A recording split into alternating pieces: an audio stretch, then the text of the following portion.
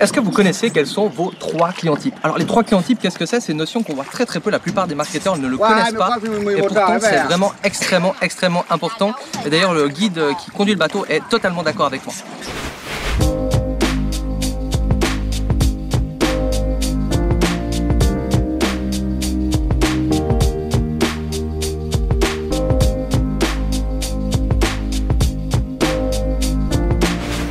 Bonjour, c'est Vincent Lévy, consultant web marketing et serial entrepreneur, et aujourd'hui j'ai la chance de me trouver dans un endroit qui est juste hallucinant, qui est environ 2 heures de Hanoï, qui s'appelle Tam Coc. C'est là où a été tourné le film King Kong, et dans cette vidéo je voulais prendre un petit moment pour vous parler du concept des 3 types de clients. Alors généralement, si vous connaissez un peu le marketing, on vous parle de votre niveau de conscience du marché, c'est-à-dire vos clients aujourd'hui, à quel point ils sont conscients de leurs problèmes, et en fonction de ça vous allez leur parler un peu différemment.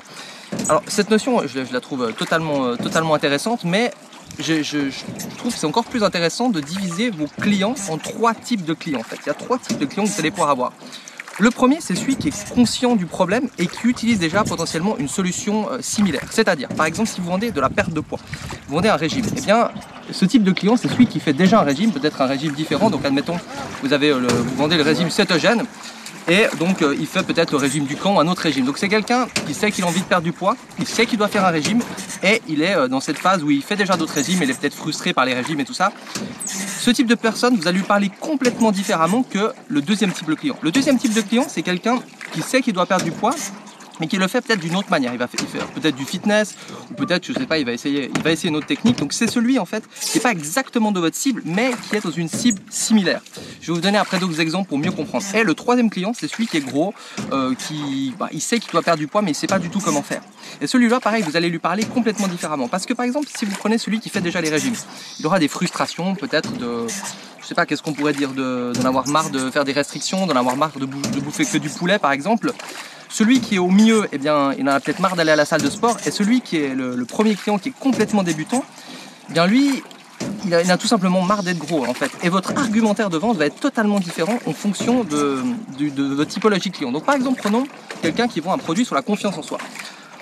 Le premier type de client, c'est celui qui a déjà des produits sur la confiance en soi chez d'autres concurrents. Celui-là, eh bien, vous allez lui adresser un argumentaire complètement différent que celui qui se trouve au milieu. Celui qui se trouve au milieu, ça peut être qui? Ça peut être par exemple quelqu'un qui a envie d'apprendre à parler en public.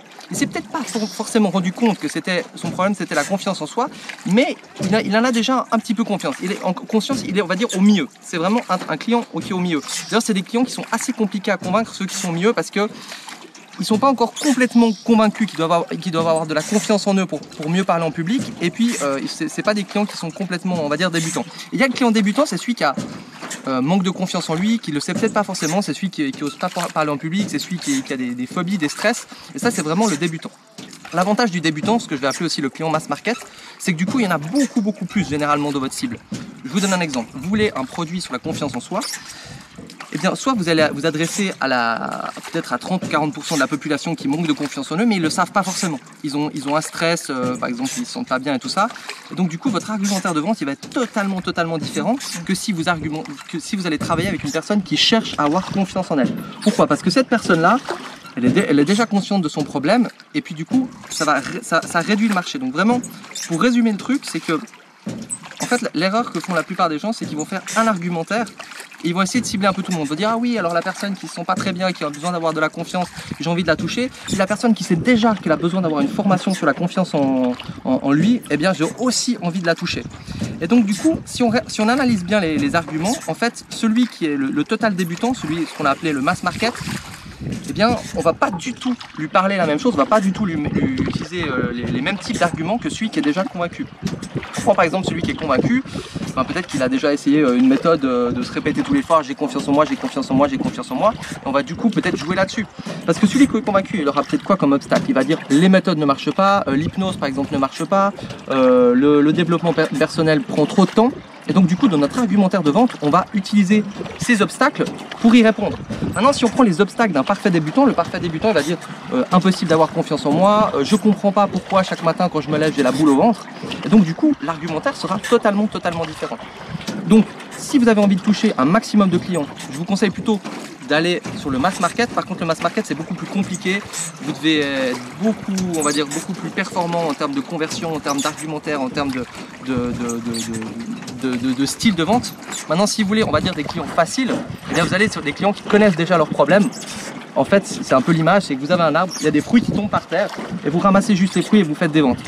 Et il y a un moment, mais il n'y a plus de fruits par terre parce que toute cette petite clientèle de gens qui savaient déjà qu'ils avaient un problème de confiance en eux, bah vous avez déjà fait votre pitch, ils ont peut-être acheté, ils ont peut-être pas acheté. Donc du coup, qu'est-ce que vous faites? Bah, vous allez devoir commencer à secouer l'arbre. Ça, c'est les clients qui sont entre deux. Puis là, les fruits vont tomber. Puis à un moment, vous allez secouer l'arbre et là, les fruits vont pas tomber. Et vous allez devoir monter dans l'arbre pour aller chercher les fruits. Et en fait, bah, du coup, dès que vous commencez, dès que vous savez comment aller monter aux arbres, et bah, vous allez pouvoir beaucoup plus facilement aller toucher on va dire un grand panel de clients, mais ça demande donc d'être bien meilleur en copywriting, ça demande de maîtriser aussi la publicité payante, la publicité gratuite, donc c'est beaucoup plus de compétences. C'est pour ça que si aujourd'hui vous avez l'impression de stagner sur votre marché, probablement que vous vous adressez au premier type de clients, donc ceux qui sont conscients de leurs problèmes. Et donc l'idéal, ça va être de transitionner sur le deuxième type de client et faire la transition sur le troisième type de client. Et donc du coup, vous allez pouvoir vous ouvrir à beaucoup plus de monde. Donc plus challengeant, mais si vous y arrivez. Si vous arrivez à prendre quelqu'un qui n'est pas conscient de son problème et à réussir à lui faire prendre conscience de son problème et d'acheter votre produit, vous allez potentiellement vous ouvrir à beaucoup plus de gens. Donc du coup, pouvoir beaucoup plus ouvrir votre marché et donc forcément faire plus de ventes. Donc voilà, j'espère que ce concept a été assez clair. N'hésitez pas à me poser des questions si vous voulez plus de précision là-dessus. N'hésitez pas aussi à liker cette vidéo et à vous abonner si vous voulez d'autres vidéos du même style qui parlent de marketing, qui parlent de publicité Facebook, qui parlent de publicité YouTube. D'ailleurs, publicité YouTube qui cartonne en ce moment, j'ai des résultats de dingue et je vous ai réalisé une sorte de petit guide, une sorte de petite checklist quand vous lancez des vidéos YouTube sur les 7 points où il faut vraiment faire attention si vous avez envie de lancer une publicité YouTube. Donc si ça vous intéresse, c'est tout simple, il y a le lien en dessous de cette description YouTube, vous cliquez, vous mettez votre nom et votre email et vous allez recevoir la checklist. Voilà, merci d'avoir regardé cette vidéo, je vais maintenant vous laisser pour admirer ce magnifique paysage et on se retrouve pour une prochaine vidéo. Ciao.